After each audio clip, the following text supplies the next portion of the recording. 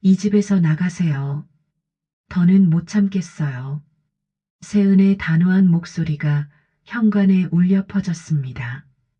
정옥은 몸을 떨며 그 말을 들었죠. 현관문 앞에는 신문지에 쌓인 이불보자기 하나가 놓여 있었습니다. 밖에는 봄비가 부슬부슬 내리고 있었어요. 정옥은 말없이 바지를 끌어올리며 신발을 신었습니다. 마음속으로는 1000번도 넘게 이런 날이 올 거라고 예상했지만 막상 닥치니 가슴이 찢어지는 것 같았어요. 유빈이는 어디 있니? 그 말이 끝나기 무섭게 세은이 가로막았습니다.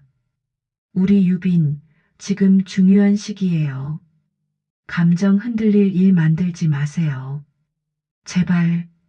어깨를 떨며 문 밖으로 나선 정옥은 말없이 고개를 끄덕였습니다. 집이 등 뒤로 멀어질수록 가슴에 돌덩이를 품은 듯 무거워졌어요. 13년을 함께 산 집, 유빈이를 업고 키운 그 집에서 이렇게 쫓겨나게 될 줄 누가 알았을까요? 좋아요. 버튼 꾹 눌러주세요. 무료예요. 돈 한 푼 안 들어요. 시청하시는 모든 분들 건강하시고 오늘도 사랑합니다. 정옥은 서울 변두리의 낡은 다세대 주택 2층 동생 정자의 집에 얹혀 살게 되었습니다. 언니 그 집 살 때부터 내가 말렸잖아. 며느리가 눈치 보였어. 너무 깔끔 떨고 체면 따지는 거 보니 오래 못 가겠다 싶었지. 정자는 김치 냉장고 위에 밥상을 펴며 혀를 찼습니다. 근데 시계가 뭐 어쨌다고? 세은이 아버지가 물려줬다는 금시계가 없어졌대. 내가 손댔대. 헐, 그걸 언니한테 뒤집어 씌워? 그 시계. 서랍 맨 밑에 두었는데. 내가 봤거든. 근데 어느 날부터 그게 없어진 거야. 정옥은 천천히 말끝을 흐리며 밥에 숟가락을 올리지 못했습니다. 며느리는 증거도 없이 정옥을 도둑으로 몰아세우고 쫓아냈어요. 도윤은 아무 말 없이 아내의 편에 섰습니다. 며칠 뒤 정옥은 유빈의 전화를 받았습니다. 할머니, 진짜 할머니가 그런 거예요? 아니다, 유빈아. 할머니는 너도 알잖니 할머니가 어떤 사람인지. 말끝이 떨렸습니다. 아이는 아무 대답 없이 전화를 끊었어요. 정옥은 조용히 눈을 감았습니다. 자신의 손으로 업고 키운 아이 유빈이 정자가 했던 말이 귓가에 맴돌았어요. 걔는 너가 자식을 어떻게 키웠는지 증명하는 아이야. 그런데 이제 그 아이마저 자신을 의심하고 있다니. 정옥의 마음은 산산조각이 났습니다. 하지만 뭔가 이상했어요. 세은의 행동이 너무 급작스러웠거든요. 그동안 불편하긴 했지만 이렇게까지 할 이유가 있었을까요? 며칠 후 정옥은 시장에서 우연히 도윤이 쓰던 카드 명세서를 주머니 안에서 보게 되었습니다. 300만 원? 병원비? 그거 내가 준 돈이었는데 분명히 어머니 곧 갚을게요 하며 가져간 돈이었습니다. 정옥은 괜히 심장이 철렁 내려앉았어요. 뭔가 잘못되고 있다는 직감이 들었거든요. 그동안 세은이 보인 행동들이 하나씩 떠올랐습니다. 그날 밤 정옥은 정자의 방 앞에서 전화 통화를 들었습니다. 형수님, 도윤이 고소당했다면서요? 응. 세은이가 남편이 자기를 밀쳤다고 경찰에 신고했어. 근데 이상해. 전에도 다툰 적은 있었지만 이렇게까지. 정옥의 손에 들린 컵이 툭 하고 바닥에 떨어졌습니다. 고소? 상해죄? 자신의 아들이 아내에게 고소를 당했다고? 이건 뭔가 있어. 정옥은 그날 이후 세은의 행동이 머릿속을 맴돌기 시작했습니다.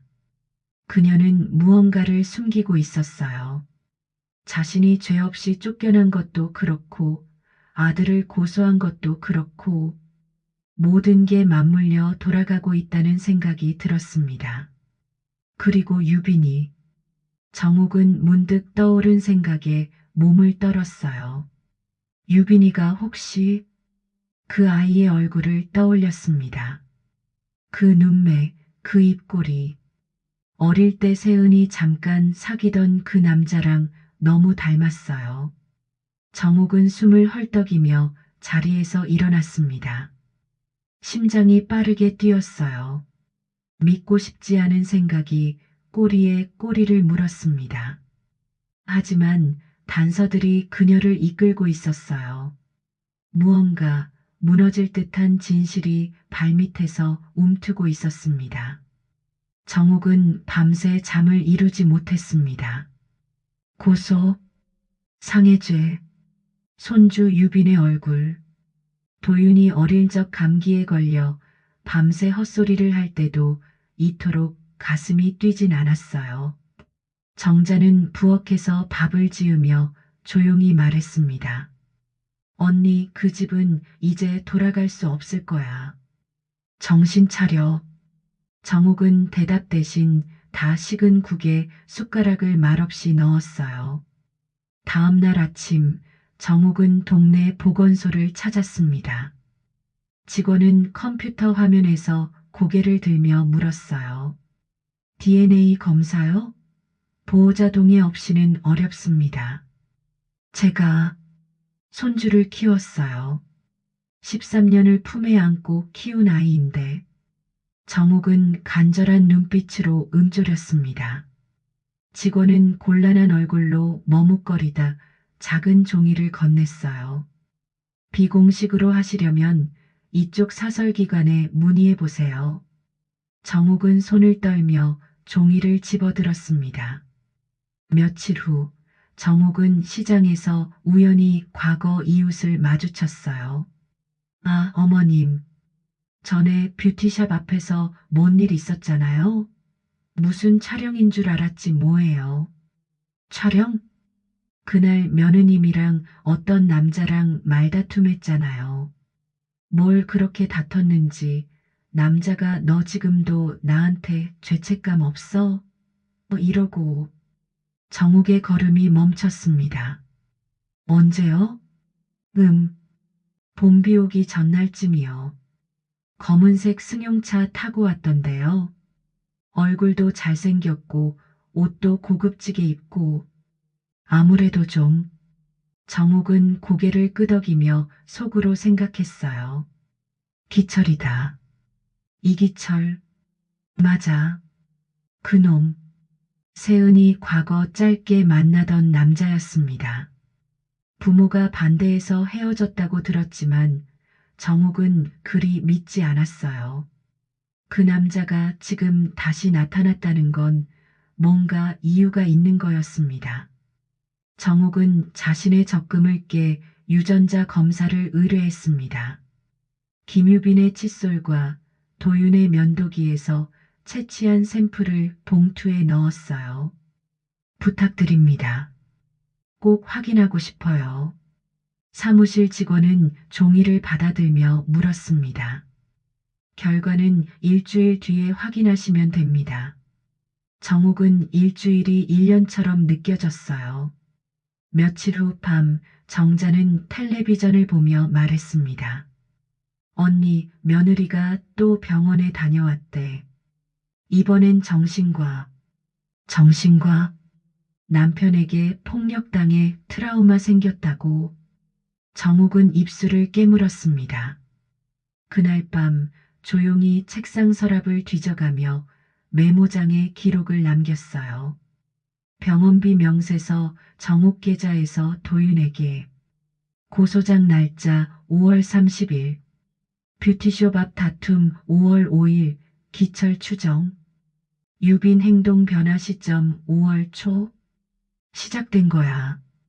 조용히 혼잣말을 흘리며 정옥은 작은 상자 안에서 낡은 앨범을 꺼냈습니다. 사진 속 도윤과 유빈의 얼굴이 겹치지 않았어요. 어쩌면 오래전부터 알았는지도 모르겠습니다.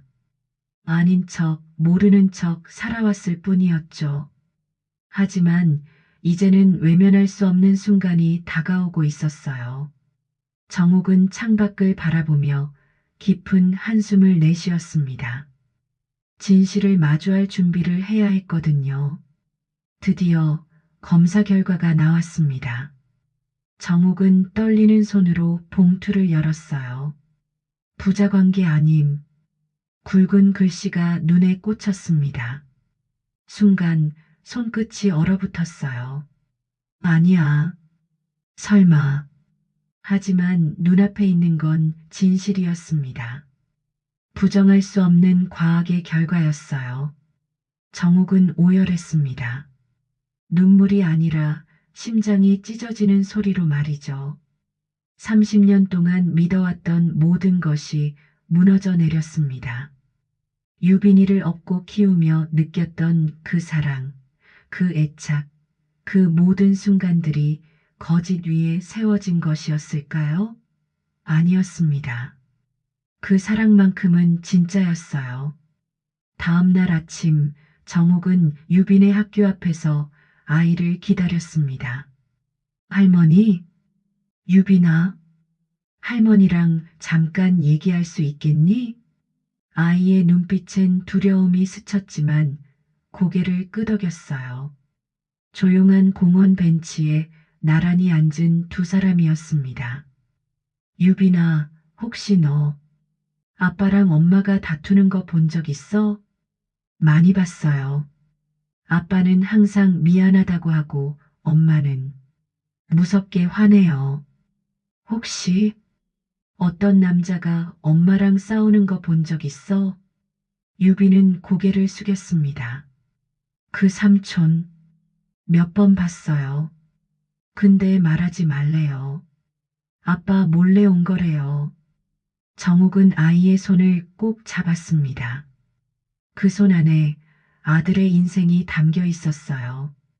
그리고 이젠 진실을 마주할 시간이었습니다. 이건 도윤이를 구할 유일한 카드야. 아니, 도윤이 인생을 송두리째 무너뜨릴 수도 있는 칼이야. 정욱은 유전자 검사지가 든 봉투를 품에 안은 채 공원 벤치에서 한참을 움직이지 못했어요. 유비는 멀어지며 몇 번이고 뒤를 돌아봤습니다.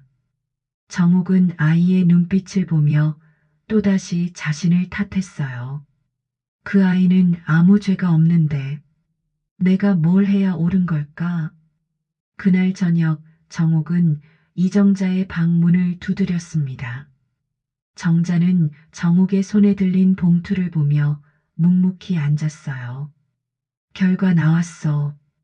정옥은 봉투를 책상에 올려두었습니다. 아니래. 도윤이, 유빈이. 부자지간 아니래. 정자는 눈을 껌뻑이며 정옥을 바라보았어요. 이걸로 세은을 몰 수 있어. 고소도 뒤집을 수 있고 도윤이 인생도 다시 살릴 수 있어. 근데 유빈이 정옥은 손등으로 눈물을 닦았습니다. 그 아이는 내가 키웠어. 내 손으로 업고 먹이고 재우고 걔는 내 손주야. 그게 바뀌는 건 아니잖아. 정자는 한숨을 쉬며 말을 꺼냈어요. 언니 유빈이 지키고 싶으면 더더욱 움직여야 해. 그 집안 언니 없이 애까지 이용해서 다 망칠 거야. 하지만 어떻게 세은은 지금 경찰도 사람들도 자기 편이야. 그럼 그 여자보다 더 단단한 걸 꺼내. 증거와 진실. 다음 날 아침 정옥은 경찰서를 찾았습니다. 상해제 고소 관련해서 추가 진술을 하고 싶어요. 고소인 가족이신가요? 네, 피고의 모친입니다. 경찰은 고개를 끄덕이며 내부로 안내했어요. 조사실 안에서 도윤은 수척한 얼굴로 앉아 있었습니다. 손에는 수갑이 채워져 있었고 얼굴엔 멍 자국이 희미하게 남아 있었어요. 엄마, 왔어? 도윤아. 정옥은 아들의 눈을 보며 마음이 무너졌습니다. 엄마 미안해. 내가 엄마 쫓아내고도 마음이 편하지 않았어. 근데 그땐 세은 말이 다 맞는 줄 알았어. 정옥은 천천히 봉투를 꺼냈어요. 이거 봐. 내가 알아야 할 진실이 있어. 이게 뭐야? 유빈이 내 친자가 아니야. 도윤은 봉투를 열어본 뒤 몸을 떨며 말을 잇지 못했습니다. 무슨 소리야? 유빈이는 내 아들이야. 내가 낳진 않았어도 키웠잖아. 난 그렇게 믿었는데 그 애를 버리라는 말이 아니야. 진실을 알자는 거야. 내가 죄 없이 끌려가지 않으려면 이걸 써야 해. 조사관은 정옥이 낸 서류를 받아들고 물었어요. 이게 피고 무죄 입증의 주요 자료라는 말씀이십니까? 네. 이건 고소인의 인격과 동기를 의심할 만한 충분한 근거가 될 거예요. 조사관은 고개를 끄덕이며 말없이 봉투를 들고 안으로 들어갔습니다. 정옥은 아들을 바라보며 생각했어요. 이제 진짜 싸움이 시작될 거라고. 며칠 후 경찰 측은 정식으로 세은을 불러 조사하기로 했습니다. 같은 시각 정옥은 동생 정자와 함께 기철이 운영하는 부동산 사무소를 찾았어요. 기억하시겠죠? 전세은이 시어머니입니다.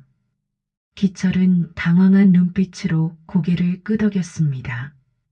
갑자기 왜 저를? 정옥은 한 장의 사진을 꺼냈어요. 세은과 기철이 몇 년 전 함께 찍은 사진이었습니다. 이 사진 제 손주가 발견했어요. 그리고 이 아이 혹시 당신도 아시죠? 기철은 말을 잇지 못했어요. 정옥은 조용히 말했습니다. 유빈이 당신 아이죠? 기철은 눈을 감았습니다. 맞습니다. 한 번도 말한 적 없었지만 알고 있었습니다. 세은이가 끝까지 숨기길 원했으니까요. 그럼 지금도 그 아이를 모른 척 할 겁니까? 기철은 잠시 고민하더니 서랍에서 무언가를 꺼냈어요. 여기 세은이가 내게 쓴 편지입니다. 고소건으로 유리하게 작용할 수 있을 거예요. 필요하시면 제출하세요. 정옥은 그 편지를 손에 쥐고 고개를 숙였습니다. 감사합니다.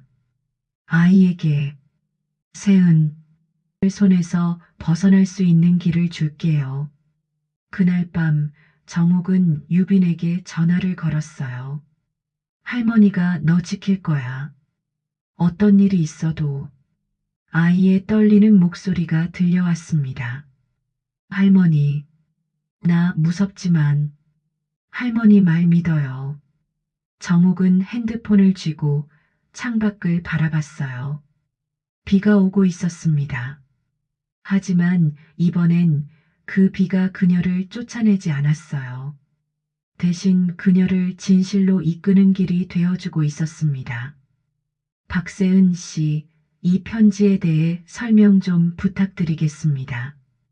형사가 조사실에서 세은은 마치 처음 듣는 얘기처럼 고개를 갸웃거렸어요. 편지요? 저 무슨 얘긴지 잘 모르겠는데요. 형사는 책상 위에 봉투를 올려두었습니다. 기철이 제출한 친필 편지였어요. 그 애가 당신 아이일지도 몰라. 하지만 지금 내 곁엔 도윤이 있어. 당신은 제발 조용히 있어줘. 나 지금 잘 살고 있어.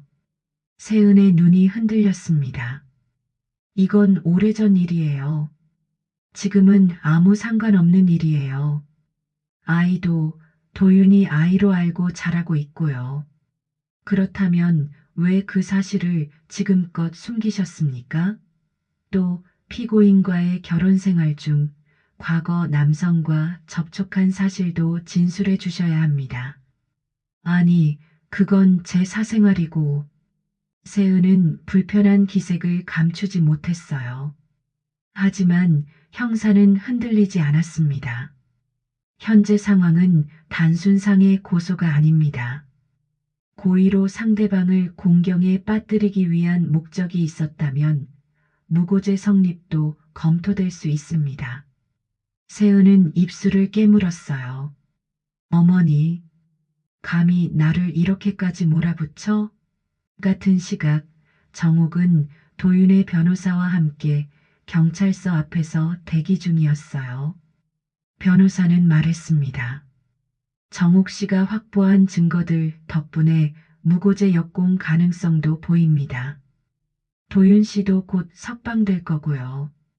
정옥은 고개를 숙였어요. 그 아이만, 유빈이만 다치지 않게 해주세요. 아이는 아무 죄가 없어요.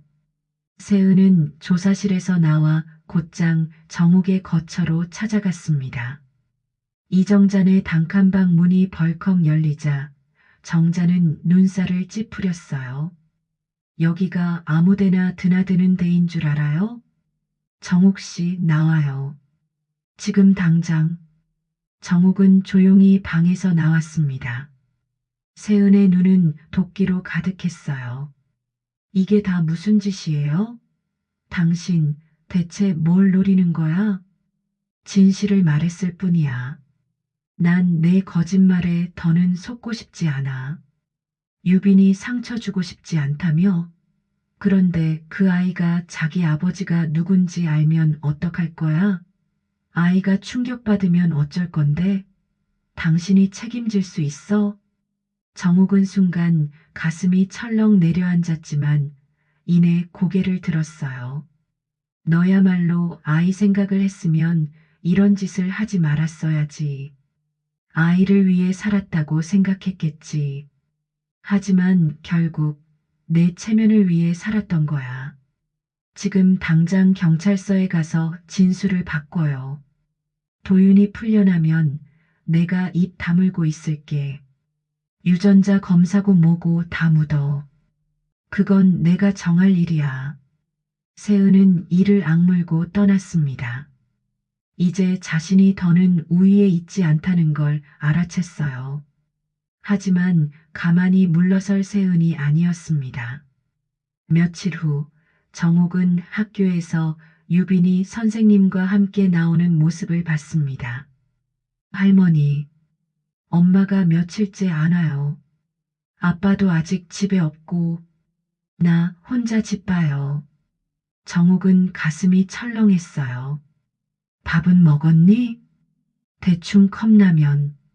할머니, 나 그냥 할머니랑 지내면 안 돼요? 정옥은 유빈의 손을 꼭 잡았습니다. 할머니랑 가자. 이제부터는 절대 너 혼자 두지 않을게. 세은은 집에 돌아와 텅 빈 집안을 보며 허탈한 웃음을 터뜨렸어요. 도윤은 아직 경찰 조사를 받고 있었고 세은은 사라졌습니다. 세은은 이 모든 게 정옥 때문이라 믿었어요. 그 여자 끝까지 날 무시했어. 그 늙은 손으로 다 무너뜨리려는 거야. 세은은 뷰티숍 한쪽에서 유빈의 유아기 사진이 담긴 앨범을 꺼냈습니다. 그리고 그 안에서 기철이 건넸던 편지 사본을 발견했어요. 그 순간 무언가 번쩍 떠오른 듯 그녀는 핸드폰을 꺼내 들었습니다. 다음 날 정옥은 유빈과 함께 경찰서 근처 커피숍에서 대기하고 있었어요. 도윤의 석방이 예정된 날이었습니다.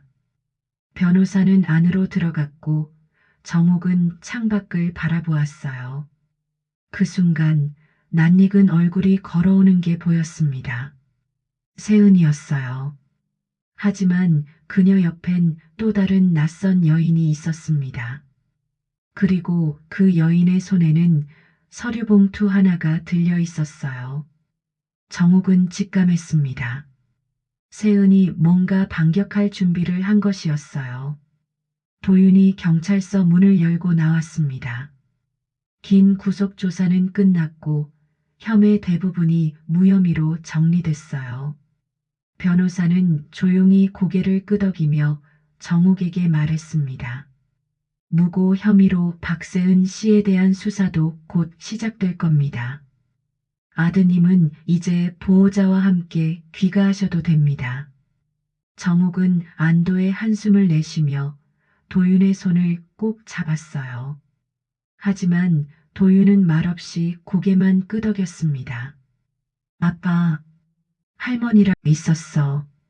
널 걱정 많이 했어. 그 순간 누군가의 목소리가 등 뒤에서 들려왔어요. 도윤 씨, 뒤를 돌아보자 세은이 서 있었습니다. 그리고 그녀 옆에는 법률사무소 배지를 단 젊은 여성이 서 있었어요. 이쪽은 제 변호사예요. 세은은 표정 하나 바꾸지 않고 봉투를 꺼냈습니다. 이건 유빈이의 법적 친권 관련 서류입니다. 앞으로 유빈이는 저와만 살아야 합니다. 접근 금지 가처분도 준비 중이에요. 정옥은 놀라며 말했어요. 뭐라고? 유전자 검사는 인정해요. 하지만 그게 뭐죠? 유빈이와 당신들이 법적으로 아무 관계가 없다는 걸 증명할 뿐이에요. 세은은 빈정거렸습니다. 정옥 씨, 유빈이 할머니도 아니고 도윤 씨, 당신도 그 아이 아버지가 아니에요. 그 아이는 제 아들이고 모든 법적 결정권은 제게 있어요. 정옥의 손에서 봉투가 툭 떨어졌어요. 넌 정말 그 아이까지 이용하려는 거니? 당신이 먼저 했잖아요. 아이한테 검사까지 하면서 마음에 상처 줬잖아요. 도윤은 믿을 수 없다는 듯 고개를 저었습니다. 세은아, 이건 아니야. 지금이라도 그만두자. 유빈이 상처받아. 상처? 이미 다 망가졌는데 뭘 더 망가뜨린다는 거야? 너희 둘이 날 이렇게 만든 거잖아. 세은의 목소리는 흔들리지 않았어요. 오히려 한층 더 냉정하고 단단해 보였습니다.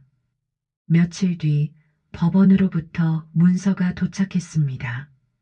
가처분 신청서, 유빈에 대한 접근 금지 요청이었어요.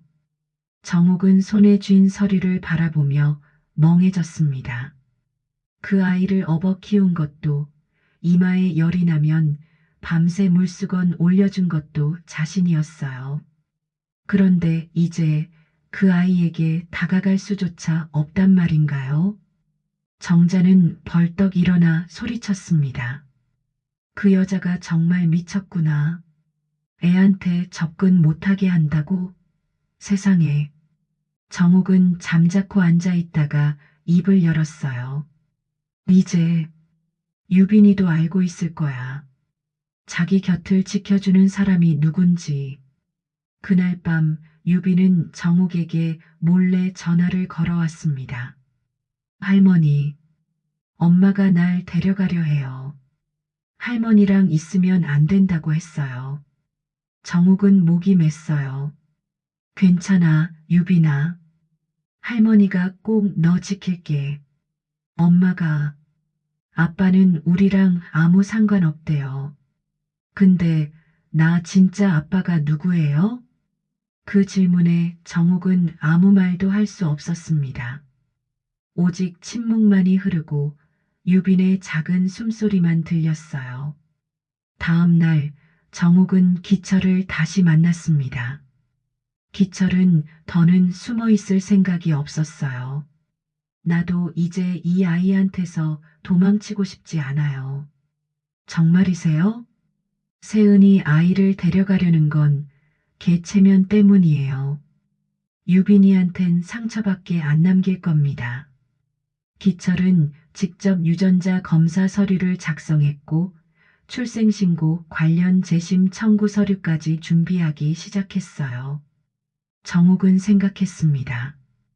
이 사람도 아이를 지킬 마음이 생긴 거겠지요. 하지만 바로 그날 저녁 정욱은 예상하지 못한 전화를 받았습니다. 경찰이었어요. 이정욱 씨, 박세은 씨가 당신을 명예훼손 혐의로 고소했습니다. 예, 허위사실 유포와 개인정보 무단 수집 혐의도 포함되어 있습니다. 정욱의 손에서 전화기가 미끄러졌어요. 정자는 그 소식을 듣고 분노했습니다. 아니, 이건 무슨, 지가 잘못해놓고 이제 와서 형님을 고소해. 뭘 잘못했다고? 이 세상에선 진실만으로는 부족한가 봐. 정욱은 그렇게 말하며 눈을 꼭 감았어요. 그녀는 세상을 향해 싸우고 있었습니다. 진실 하나만 들고 그 거대한 체면과 이기심과 체계에 맞서고 있었어요. 그리고 이제 모든 것이 무너지고 있었습니다. 자식도 손주도 이름도 명예도 오직 진실만이 남아 있었어요. 하지만 진실이 꼭 정의가 되어주리란 보장은 없었습니다. 서울중앙지방경찰서 민원실에서 정욱은 형광등이 번쩍이는 차가운 조사실에 혼자 앉아 있었어요. 앞에는 조서용 컴퓨터가 놓여 있었고 젊은 수사관이 차분하게 질문을 이어갔습니다. 고소인 측은 정욱 씨가 고의적으로 허위 정보를 유포했고 유전자 검사 또한 사전 동의 없이 진행되었다고 주장하고 있습니다. 전 진실을 알고 싶었을 뿐이에요. 제 아들이 억울하게 누명을 썼고 제 손주는 거짓 속에서 살아가고 있었어요. 수사관은 정욱의 말에 고개를 숙였어요. 정황상 위법 의도가 있었다고 보기 어렵다는 의견도 있지만 절차상 과실이 있었던 건 맞습니다. 검찰에선 판단이 다를 수도 있습니다. 정욱은 그 말을 들으며 고개를 끄덕였습니다. 이제 익숙했어요. 진실이란 건 법 앞에서는 언제나 불완전하고 부족한 조각으로만 다뤄진다는 걸 말입니다. 정욱은 정자의 집으로 돌아와 낡은 앨범을 꺼냈어요. 그 안에는 도윤이 어릴 적 쓴 그림일기, 유빈이 처음 글자를 익혀 쓴 할머니라는 글씨가 있었습니다. 그 모든 것이 가슴속에 생생히 살아 있었어요. 그날 밤 정욱은 처음으로 일기를 쓰기 시작했습니다. 나는 가난했고 배운 것도 없었다. 하지만 그 아이들만은 가난하지 않게 자라길 바랐다. 그게 죄가 되는 세상이란 걸 이 나이가 되어서야 깨닫게 될 줄은 몰랐다. 며칠 후 기철은 정욱을 다시 찾아왔습니다. 그의 손에는 등기 서류가 들려 있었어요. 출생자 확인 청구, 법원에 정식 접수했습니다. 유전자 검사 결과 포함했고요. 정말 감사합니다. 아닙니다. 이제라도 제가 책임지려 합니다. 하지만 유빈이에겐 차마 제가 직접 말하지 못하겠어요. 정욱은 고개를 끄덕였어요. 그건 제가 하겠습니다. 제가 키웠으니까요. 진짜 아버지보다도 그 아이가 먼저 찾는 사람이 저니까. 며칠 후 정욱은 학교 앞 벤치에 앉아 유빈을 기다렸습니다. 종이 울리고 아이들이 우르르 뛰어나왔어요. 그중 유빈도 보였습니다. 하지만 그의 눈빛은 한층 더 어두워져 있었어요. 할머니, 정욱은 조심스레 미소를 지었습니다. 우리 잠깐 얘기할까? 유빈은 고개를 끄덕이고 벤치에 앉았어요. 잠시 침묵이 흐르고 정욱이 입을 열었습니다. 유빈아, 내가 지금 많이 혼란스러운 거 할머니 다 알아. 그리고 그럴 수밖에 없다는 것도 알아. 유빈의 눈가가 살짝 떨렸어요. 난 내가 누군지 모르겠어. 왜 내가 이렇게 만들어졌는지도 모르겠고. 정욱은 아이의 손을 꼭 잡았습니다. 넌 그냥 유빈이야. 누구의 아들이기 전에, 누구의 손자이기 전에, 그냥 내 자신.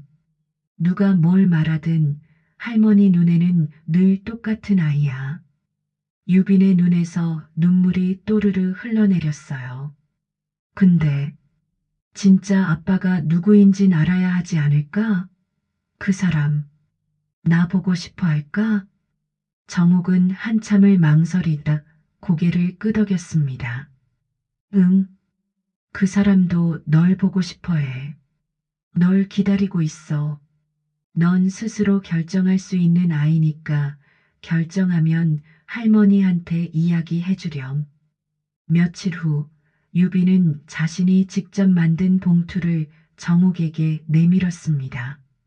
이건 내가 엄마한테 쓴 편지예요. 더는 엄마가 시끄럽게 안 했으면 좋겠어요.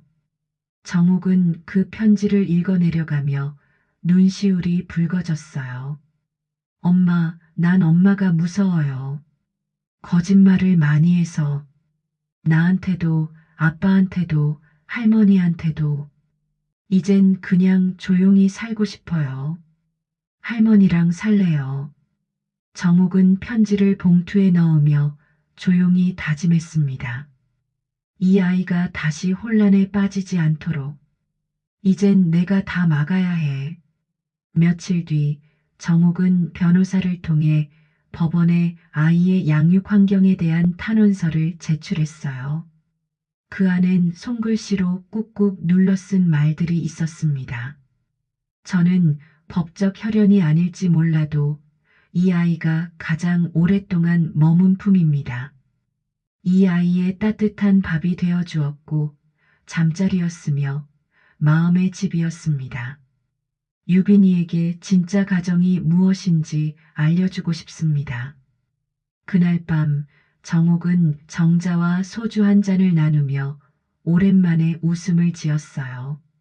언니, 아직 끝난 거 아니야? 이젠 남은 건 마지막 한 판뿐이야. 그래, 지는 싸움은 아니야. 정욱은 창밖을 바라보았습니다. 빗줄기가 또 내리고 있었지만 이번엔 그녀의 어깨를 누르지 않았어요. 오히려 깨끗이 씻어주는 것 같았습니다. 서울가정법원 제3인사부에서 이른 아침부터 법정 앞은 긴장감으로 가득했어요. 정욱은 검은색 자켓을 곱게 여미며 법정 복도에 앉아 있었습니다. 옆엔 도윤이 앉아 있었고 맞은편에는 박세은과 그녀의 변호사가 앉아 있었어요. 그리고 구석엔 기철이 조용히 눈을 감고 있었습니다. 잠시 후 십시 정각 유빈 양육권 관련 가처분 신문을 시작하겠습니다.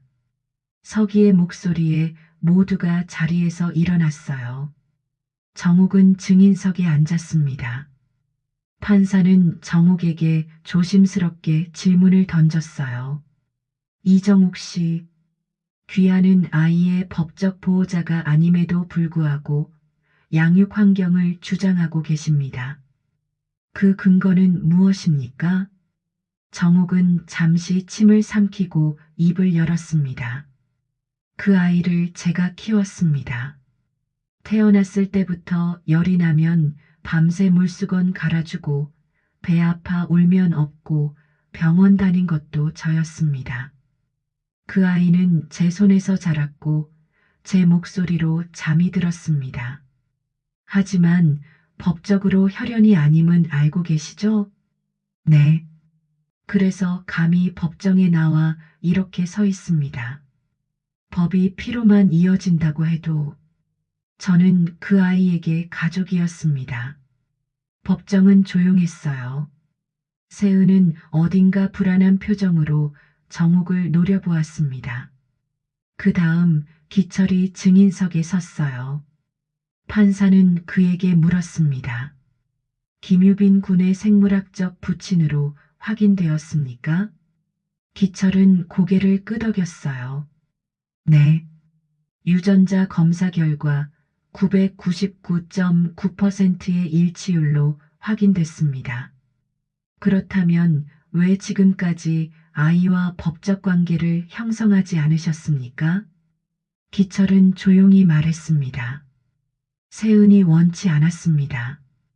그리고 저도 두려웠습니다. 하지만 아이가 자라면서 진실 앞에 침묵하는 게 더 비겁한 일이라는 걸 깨달았습니다. 세은은 입술을 꽉 깨물고 있었고 변호사는 고개를 숙인 채 메모를 적고 있었어요. 판사는 마지막으로 박세은을 불렀습니다.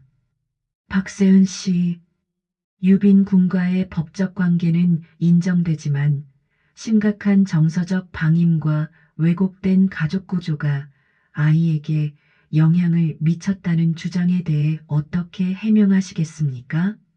세은은 떨리는 목소리로 대답했어요. 저는 체면이 중요했어요. 기철과의 관계도 아이의 출생도 다 묻고 새 출발하고 싶었어요. 하지만 그게 죄라면 제가 벌을 받겠습니다. 그치만 저도 아이를 사랑했습니다. 순간 법정안이 숙연해졌어요. 세은의 눈엔 눈물이 맺혔고 기철은 고개를 숙였습니다. 도윤은 아무 말 없이 눈을 감았어요. 정옥은 자리에서 일어나 판사를 향해 조용히 한마디를 덧붙였습니다. 판사님, 저는 이 아이에게 이제 할머니가 아닐지 모릅니다. 하지만 그 아이가 앞으로 살아갈 세상에선 최소한 진심이라는 게 어떤 건지 느끼고 자랐으면 좋겠습니다. 그게 제가 가진 마지막 가족의 책임입니다. 며칠 후 유빈이 법정에서 보낸 편지가 법원에 제출되었어요. 어린 손글씨로 눌러 쓴 종이에는 이렇게 적혀 있었습니다. 할머니랑 살고 싶어요. 할머니랑 있으면 밥도 따뜻하고 밤에 무섭지 않아요. 엄마가 싫은 건 아니지만 할머니가 나를 진짜 아껴주는 것 같아요. 진짜 가족이 뭔지 이제 알 것 같아요. 이 편지가 판사의 손에 쥐어졌고 마지막 결정의 변수가 되었습니다. 본 재판부는 김유빈 군의 심리적 안정을 최우선으로 판단하여 가처분 기간 동안 김유빈 군의 임시 보호자를 이정옥 씨로 지정한다. 순간 정옥은 숨이 멎는 줄 알았어요. 법적 친권이 아닌 임시 보호자였지만 아이와 다시 함께할 수 있다는 것만으로 모든 것이 구원받는 듯 했습니다.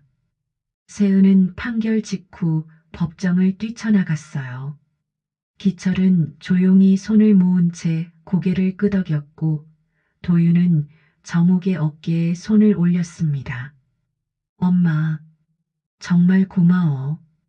이건 우리가 지켜야 할 마지막 약속이야. 그날 저녁 정옥은 유빈과 함께 다시 정자의 집으로 돌아왔습니다. 작은 단칸방, 좁은 식탁, 낡은 이불. 하지만 유빈은 연신 웃었어요. 할머니, 나 이제 여기 진짜 우리 집 같아. 정옥은 웃으며 말했습니다. 이제 여기가 내 집이야.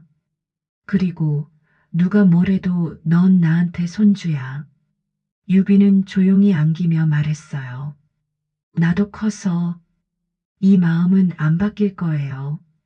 그날 밤 정옥은 책상 앞에 다시 앉아 일기를 꺼냈습니다. 진실은 때때로 가장 아픈 칼이다. 하지만 그것만이 사랑을 증명할 수 있다. 나는 아이를 지켰다. 그리고 나 자신도. 초여름의 햇살이 골목을 비추고 있었어요. 정옥은 작은 텃밭에서 상추를 따고 있었습니다. 단칸방 앞에 조그맣게 일군 화단, 유빈이랑 함께 심은 고추와 방울토마토도 자라고 있었어요. 유빈은 플라스틱 물뿌리개를 들고 다가왔습니다. 할머니, 고추에 진딧물 생긴 것 같아요. 인터넷 보니까 식초랑 물 섞어서 뿌리면 좋대요. 그래, 요즘 아이들은 참 똑똑하다니까. 정옥은 웃으며 유빈의 머리를 쓰다듬었어요. 아이의 얼굴은 한층 밝아졌고 눈빛은 다시 생기가 돌고 있었습니다. 며칠 후 정옥은 도윤과 함께 변호사 사무실을 찾았어요. 정식 친권 변경 신청을 하려면 아직 법적 절차가 더 필요합니다. 하지만 가처분 결과가 좋은 선례가 되었기 때문에 지속적으로 아이에게 안정된 환경을 제공하면 긍정적인 결과가 나올 가능성이 높습니다. 도윤은 고개를 끄덕였어요. 유빈이한테 미안해요. 아버지로서 난 아무것도 못했어요. 정옥은 조용히 그의 등을 토닥였습니다. 도윤아, 진심이란 건 행동이야. 늦었어도 괜찮아. 이젠 그 아이 곁을 지켜주면 돼. 도윤은 살짝 눈시울을 붉히며 고개를 숙였어요. 엄마, 이제야 알겠어요. 엄마가 날 키울 때 어떤 마음이었는지. 한편 세은은 조용히 도시를 떠났습니다. 그녀가 남긴 것은 편지 한 장이었어요. 유빈이 미안해. 엄마는 너무 어리석었고 너무 자신밖에 몰랐어. 지금은 내 곁을 떠나는 게 엄마가 널 위한 마지막 선택인 것 같아. 언젠가 용서해 줄 수 있겠니? 정옥은 그 편지를 유빈에게 건네지 않았어요.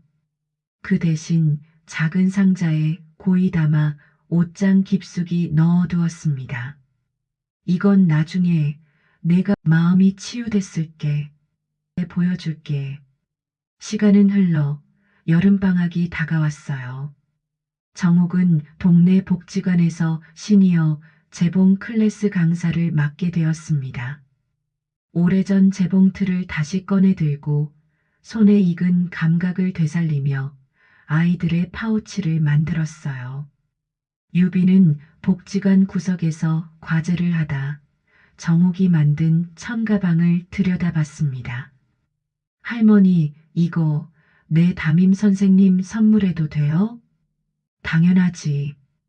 우리 손주가 좋아하는 선생님이라면 할머니도 고마운 분이지.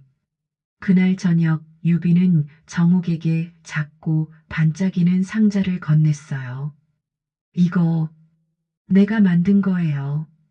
기술 시간에 반지를 만들었는데 할머니 드리려고. 작은 은색 반지 안에는 정옥과 유빈이라는 이름이 새겨져 있었습니다. 정옥은 말없이 웃으며 반지를 끼웠어요. 그 웃음 안엔 세상을 다 이긴 사람만이 가질 수 있는 평온함이 담겨 있었습니다. 도윤은 주말마다 유빈과 시간을 보냈어요. 세 명이 함께 김밥을 싸서 한강 나들이를 가는 풍경은 누가 봐도 평범하고 따뜻했습니다. 이제는 서로를 탓하지 않았어요. 도윤도 유빈도 정옥도 말이죠. 한 달 후 법원에서 최종 판결이 도착했습니다.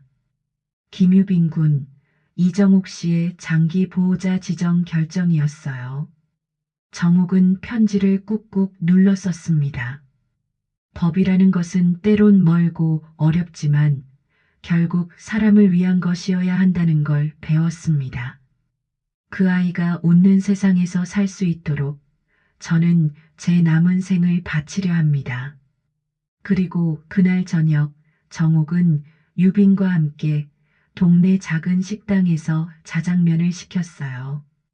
유빈은 젓가락을 들며 말했습니다. 할머니, 우리 여기 자주 와요. 여기 자장면 진짜 맛있고 같이 먹으면 더 맛있어요. 정욱은 고개를 끄덕였어요. 그래, 우리 집이란 게 뭐겠니? 이렇게 나란히 앉아 웃으면서 밥 먹는 데가 바로 집이지. 바깥에선 한여름 소나기가 쏟아지고 있었습니다. 하지만 이번엔 아무도 우산을 펼치지 않았어요. 두 사람은 그저 창밖을 바라보며 따뜻한 자장면을 나눠 먹고 있었습니다. 그 순간만큼 세상에서 가장 완전한 가족이었어요. 오늘도 함께 해주셔서 참 고맙습니다. 우리 또 만나요.